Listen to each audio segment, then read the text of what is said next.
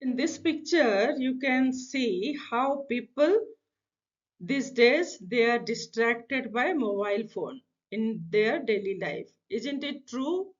Aren't you agree with this? But do you think any devices, it's a mobile phone, laptop, computer, anything, is it useful without the use of internet? No, never. So actually people are addicted to internet. Their screen time is more because of internet. Screen time maybe they may use the screen on any type of device, but basically if you see the main reason of screen addiction is internet access. I'm not saying that internet is bad, digitalization is not bad, but it no doubts it affecting our life, and that too in all the aspect, whether it is physical, psychological, our work performance, our relationship, anything, it's affecting. If you are agree with this, here I am going to discuss about internet addiction today. I hope you like this session. Hey, hello everybody. I am Dr. Farzana Begum. I'm an academician, researcher, author, reviewer, speaker, health and wellness coach. You can find some of my active work in these sites. My studies I have conducted, you can see here. So, what we will discuss now? We will discuss about what is internet, what is addiction, what is internet addiction, facts about internet addiction, historical context we will see, then we will see the various sub types of internet addiction, sign and symptoms of internet addiction, causes of internet addiction, impact of internet addiction, how it's impacting our life, then the strategies to overcome internet addiction. So these are the points we will discuss today. So while talking about internet addiction, we should understand what is internet actually is, what is addiction, then only we can understand what is internet addiction. So internet is like a giant network that connects millions of computers, phones, and other devices all over the world. It is, you can say, it is very similar to a big wave that allows people to communicate, share information, watch videos, play games, and learn new things. You can think of it as a big library that never closes, and where you can find all your answers to almost any question and stay in touch with people from anywhere, anytime. That is something called internet. Now, what is addiction? In my previous session, also I have mentioned addiction means any habit which is that is gradually intensifying our life, that is called addiction. And addiction, it is a chronic condition that is characterized by a strong physical, psychological compulsion to engage to a particular activity or consume substance like that negatively, even though you know that it's negatively influencing your life. Okay, so that is addiction. And this often a time, this shift from habit to addiction, it is so gradual that we are hardly ever notice. It's so unconsciously transformed into addiction. Okay, so we trapped into the addiction so gradually that it's difficult to understand sometime and difficult to accept that we are really addicted to something unless and otherwise it's not means severely impacting our health and life, other aspects of life. All types of addictions can be categorized into two major category, that is, you can say, substance and non-substance addiction. Substance addiction, like use of any kind of drug, alcohol, cigarette smoking, these are substance. Non-substance addiction are like gaming, gambling, watching movies, online shopping, okay, so net surfing. So these are some kind of non-substance addiction. Now, what is internet addiction? Internet addiction, it is any online activities, online related compulsive behavior that interferes with normal living and cause severe stress on family, friends, loved ones, work, health, everything. So, internet addiction, also known as problematic internet use or internet dependency, also. There are many terms are used for this, like net brain, compulsive use of internet, internet dependency, internet use disorder. Various terms are these days people they are using interchangeably for internet addiction. So it is a behavioral condition that marked as a excessive, compulsive or out of control use of internet that disrupt life. Now let us see some of the facts about internet addiction. You can see there is a means a 2022 internet addiction test suggests that between 1% to 10% of the global population they experience internet addiction, with rates as high as 25% in Asia. Asia, our country, it is in Asia. Our country, India, it is in Asia. So 25% it is higher comparative to other continent. Teenagers, they are at higher risk. About 44% of teenagers, they find it difficult to disconnect, and highlighting their vulnerability to the technology addiction. Then smartphone dangers, according to a 2020 article, smartphone use contributes to a significant portion of traffic accidents, according to, and this accounting 26% in United States.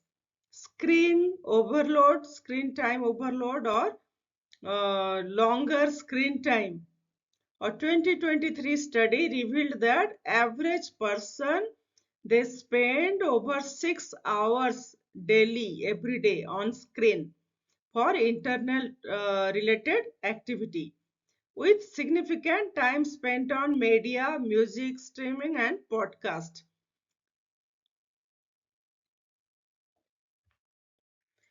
Dr. Ivan Goldberg is credited with coining the term internet addiction disorder in the mid 1990s.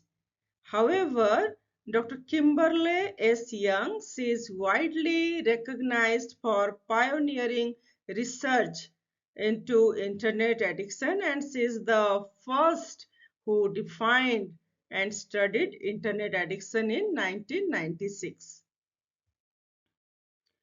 Internet addiction can be classified based on the specific online activities that individuals become excessively preoccupied with.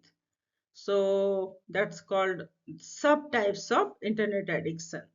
So there are cyber sex addiction. What is this cyber sex addiction? So this is when people they spend too much time online looking at adult content, like pornography, chatting in adult chat room, or using webcam for sexual activities. Then auction addiction, this happens when someone is obsessed with buying things online, gambling, or trading, or often spending too much time and money on these activities. Next is cyber relationship addiction. This is when a person focuses too much on making and maintaining friendship on romantic relationship online, often ignoring the real life relationships. Then next is compulsive information seeking. This is when someone feels a strong, uncontrollable urge to keep searching for and reading information online, even if it's not necessary or helpful. Then, computer gaming addiction. This is when someone plays online or offline games so much that they ignore all other important activities. Those are parts of life, and like work, school work, or relationship, health, and everything. Then social media addiction. This is when someone spends an excessive amount of time on social media platform, which can affect their daily routine and personal life. In short, all these behaviors involve spending too much time online in a way that interfere with their real life responsibilities and relationships. So there are three P factors that may push someone towards internet addiction. So what are those three P factor, and there is a T factor. Three P factor is psychological or behavioral factor, personality factors, parenting factor, and there is a T factor, that is technological factors. So let us see what are these things. Okay. So there are psychological and behavioral factors that can lead to internet related addiction. For example, negative emotions. Negative emotions, when people they feel sad, lonely, bored, or anxious, they may turn to internet as a way to escape or feel better temporarily. Next is your need for excitement or experimentation. The internet, it offers new exciting experiences that some people might be curious to explore, like trying new games, meeting people, learning unusual things there. Then next is secure feelings. Online spaces can feel safe and welcoming, especially for people who struggle with face-to-face interaction. Those are introvert. They don't like face-to-face interaction. So for them, this is good, and they feel more safe, more welcoming. They may feel more comfortable and expressing themselves online. Now, next is peer pressure. Social media can make people feel like they need to act or look a certain way to impress others. And this lead them to spend more time maintaining their online image. In short, I can say emotional struggles, curiosity, the need for comfort, and social pressure can push people towards excessive use of internet or to be online maximum time.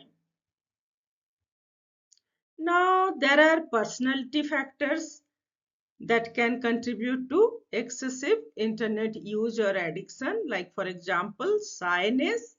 People who are very shy, introvert, they might find it easier to communicate and form relationship with people online because it feels less intimidating, less threatening, and uh, in comparison to meeting people in person. Then next is need for recognition or approval. So some individuals they seek validation, likes, or compliments online, which gives them a sense of being valued or appreciated. Then next is decreased social life. So when someone does not have many chances, opportunities for face-to-face interactions, they may turn to internet to fulfill their need for social connection. So in essence, I can say personality traits like shyness or craving for approval or limited offline social opportunities can drive people to spend more time online. There are parenting factors that can lead to internet addiction. For example, poor family support. If a children don't feel emotionally supported or guided by their family, they may turn to the internet for comfort or for companionship. Next is absence of supervision. So when parents they don't monitor how children spend their free time, how kids can easily means how they utilize their free time, then kids they can easily fall into the habits of using internet excessively. The next one is family dynamics. Situations like if both the parents are busy, being busy with work, or sometimes single parents means so these things being an only child, if they have a single child, so they may leave children with more unstructured time, leading them to play or means rely on the internet for entertainment or connections. Then frequent use of technology by parents. When parents they spend too much time on their own devices, and children may see this is something normal, they consider this is a normal behavior and they imitate it. So in short, lack of family support, limited supervision, family situation, parents habit can all influence how much time children spend online. There are certain technological factors responsible for overuse of internet. For example, this easy availability, inexpensive and 24 into 7 availability, high speed, anonymity, exciting, then escaping from boredom, loneliness. These are some of the factors, technological factors responsible for overuse of internet. Now, what are the signs and symptoms of internet addiction? So, as per Dr. Kimberly Young, there are three basic factors to consider before ascertain someone for internet addiction. What are those? Number one is preoccupation. Preoccupation means the person's mind is constantly thinking of what he or she is going to do online, so later while still that person is in other offline activities. Then tolerance may develop as to spend considerably longer time online to feel the same level of satisfaction or pleasure. Then withdrawal symptom means exhibiting violent behaviors not normally seen in any other circumstances that may develop when the person not allowed to use internet. Internet impact of internet addiction. Internet addiction can have significant negative consequences on all the aspects of life. It may be physical, psychological, social, work performance, everything. So let us see how it impacting the physical health, or what are the physical problems may arise because of the overuse of internet. sedentary lifestyle and weight gain. Spending too much time sitting in front of screen can lead to less physical activity and unhealthy eating habit. Munching potato chips, taking coffee, tea excessively, or some sugary beverage, juices, snacks. So these leading to weight gain. Then there is chances possibility of pain and discomfort also. Long hours of screen use can cause headache, neck pain, and back pain, bad posture, and sitting for too long. So these are the issues happening. Then there is higher possibility. Many people they experiencing eye problem, pain in the eye, dryness of eye, itching in the eyes, okay, and tiredness. Then sleep problem, excessive screen time especially before bed can mess up the sleep schedule, so making it hard to fall asleep and feel means they may feel drowsy throughout the whole day because they means they could not sleep properly. Then withdrawal symptom, when people cannot access the internet, they may feel uncomfortable, anxious, restless, similar to how some they feel when quitting a habit.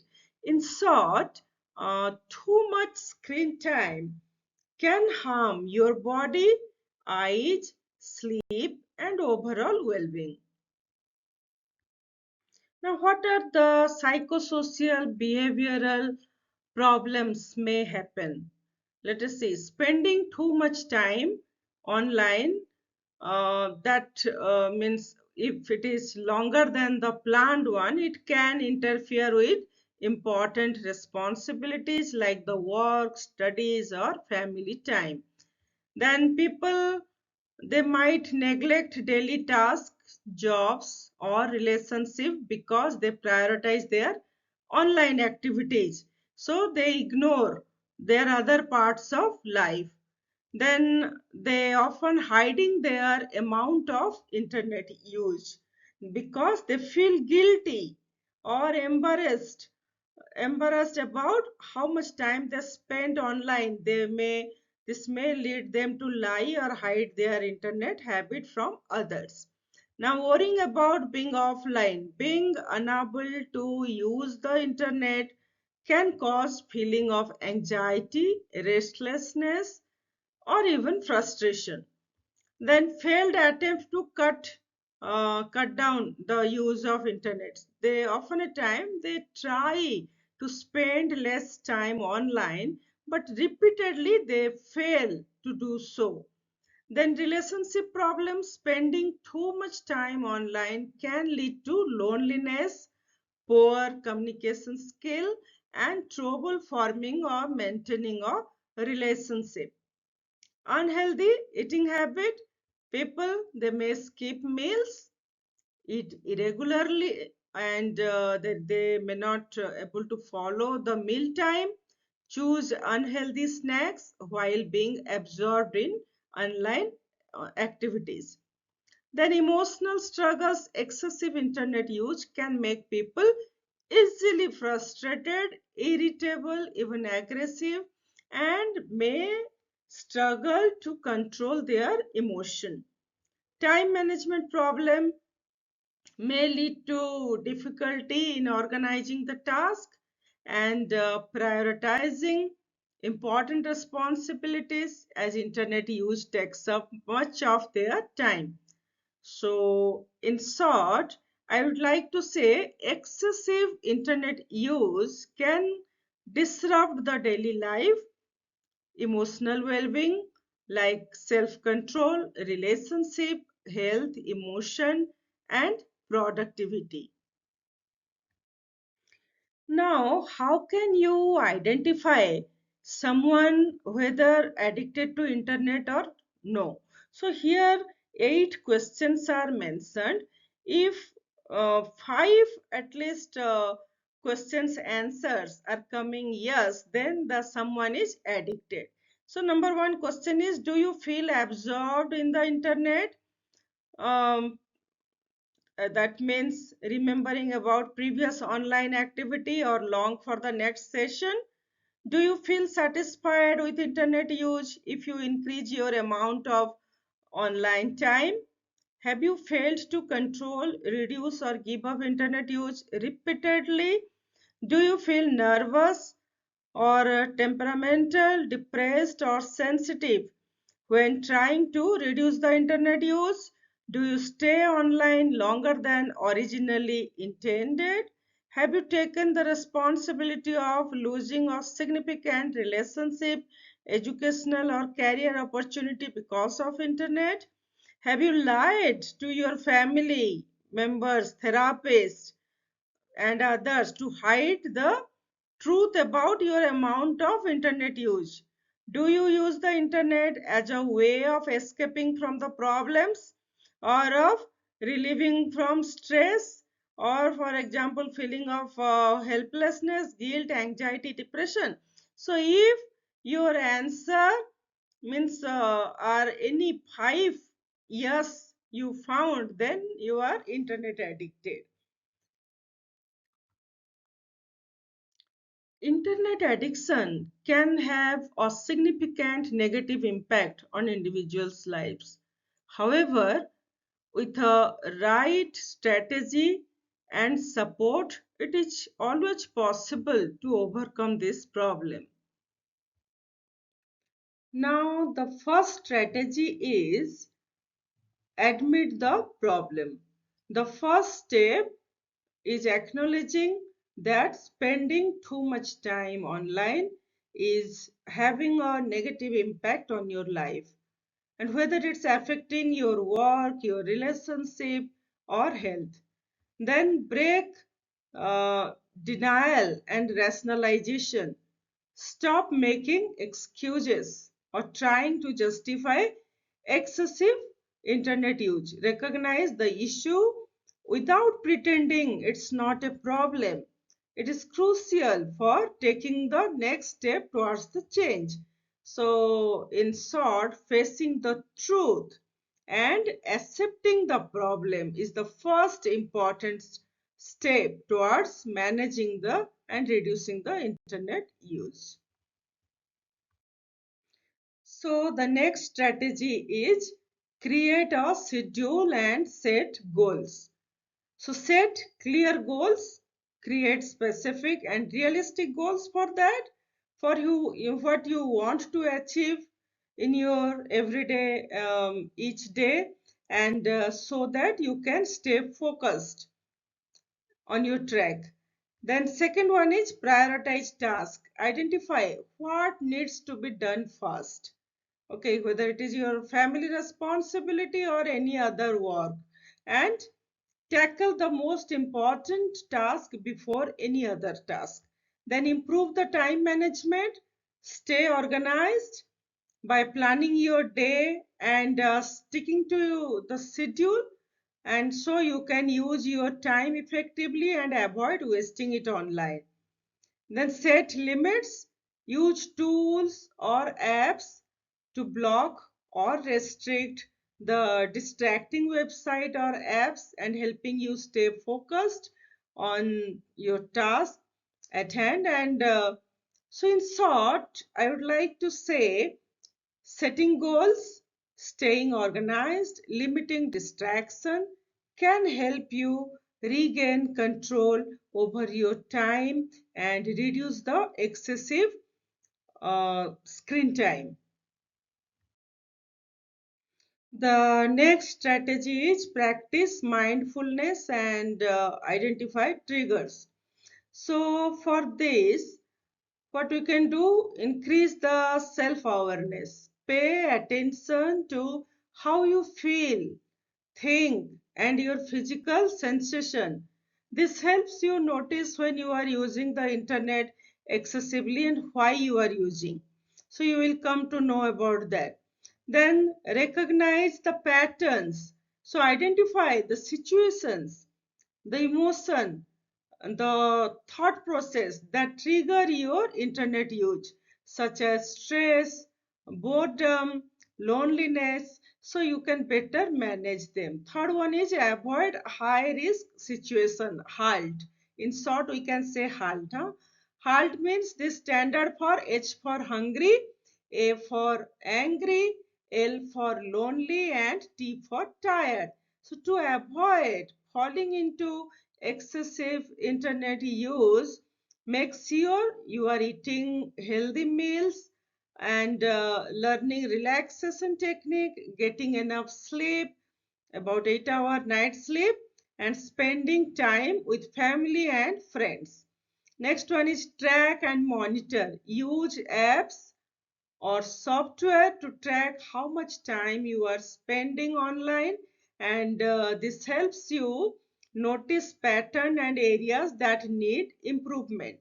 These days in the Android phone these facilities are available, that how much you are using internet on which site, okay, how much time you are using. These are, it's showing or nicely showing the what the statistics.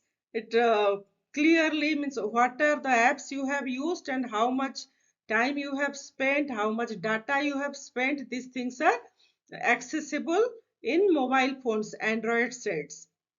Then monitor progress, regularly check your goals for reducing internet use and track how you are doing. Then celebrate small success and make adjustment if needed. In short, I'd like to say being aware of your emotion and behavior, avoiding triggers, and monitoring your progress can help you manage your internet use more effectively. The next step is set device free times. So how can you set device free times? For that, take breaks. Set aside all the set aside the specific time during the day to unplug all technologies. Make sure to disconnect from the internet and electronic devices, allowing time for rest and relaxation. Then establish boundaries. Set clear rules for when and where you can use technology. For example, avoid using a screen at least an hour before bed to help improve your sleep quality. Replace the online habits with healthy alternative. Find hobbies or activities that you enjoy and can do offline. This can include working out, reading, writing, learning something new, being creative in ways that don't involve the internet. In short, taking breaks, setting boundaries, and replacing online habits with fulfilling offline activities can help you maintain a balanced and healthy relationship with technology. Always follow ergonomics. Ergonomics means the how to sit, how to use the computers. So you should know this, otherwise you will develop posture issue, pain in back, neck, all these things.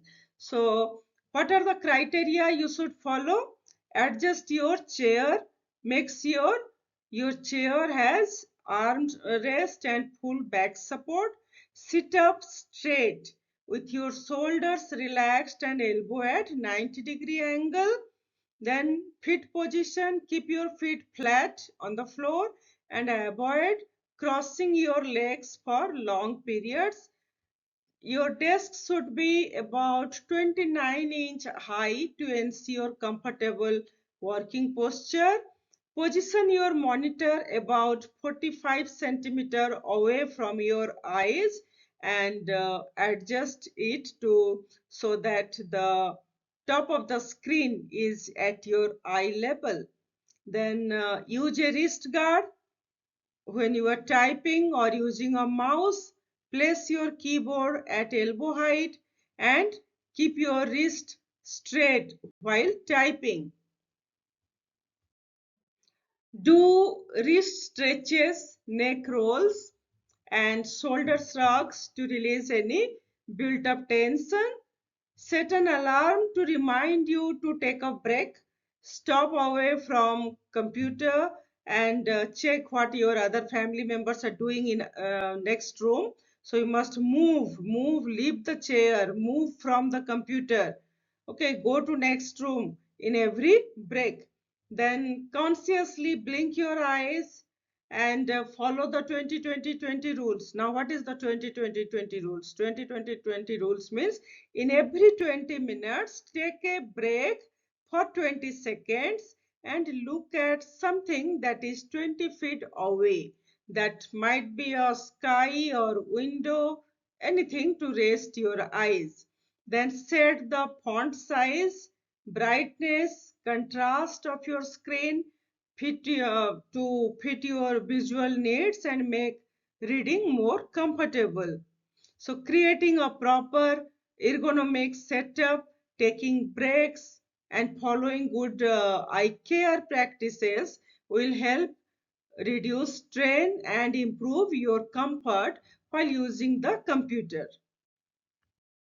Then there are certain therapies to overcome internet addiction. Cognitive behavior therapy helps identify and change negative thoughts and behaviors related to internet use.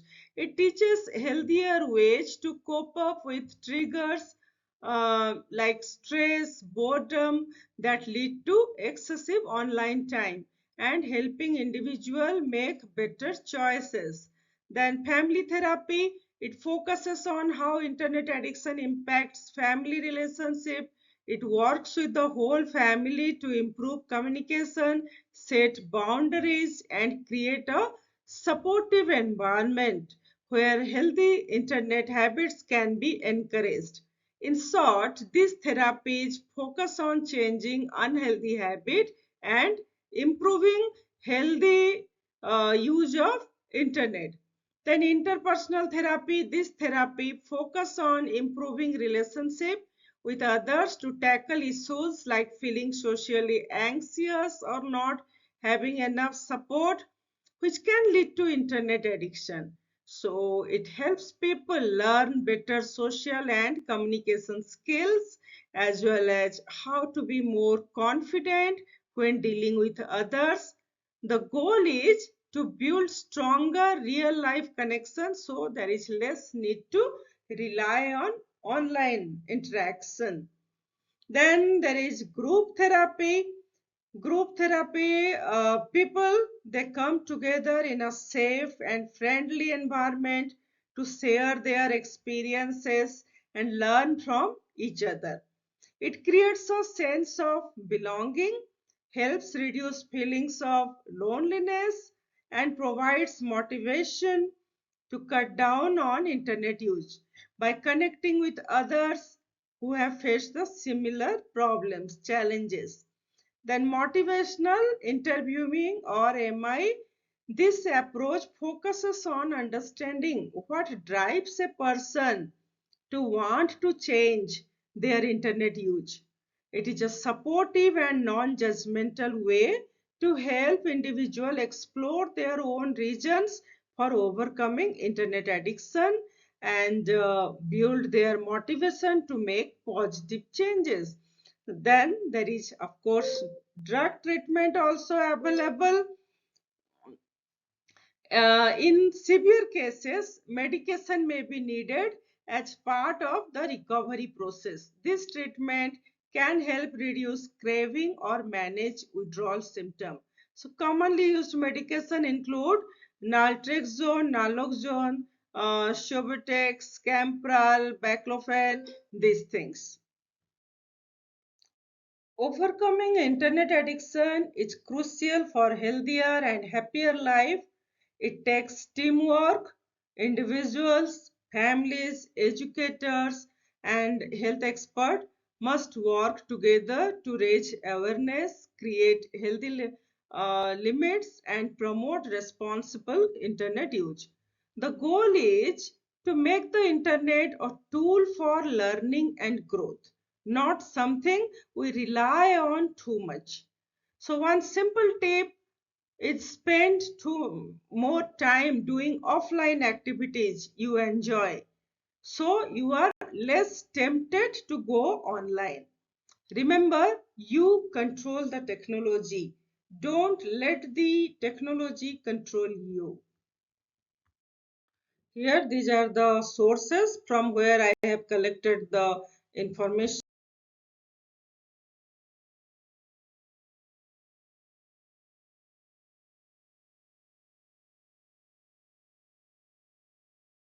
Thank you very much for being with me.